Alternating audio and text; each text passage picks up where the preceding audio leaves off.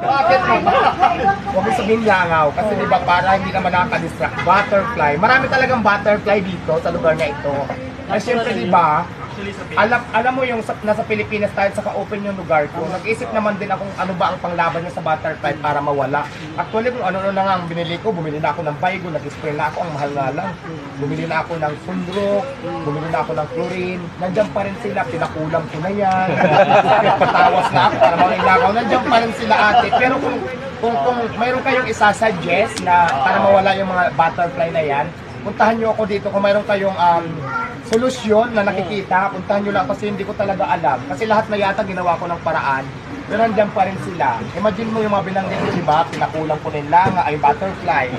Diba? Bumili na ako ng mga pesticide kung ano pang nilalagay ko para mawala yung butterfly. Nandiyan pa rin sila. Kaya ngayon, kung ano man ang solusyon dyan na alam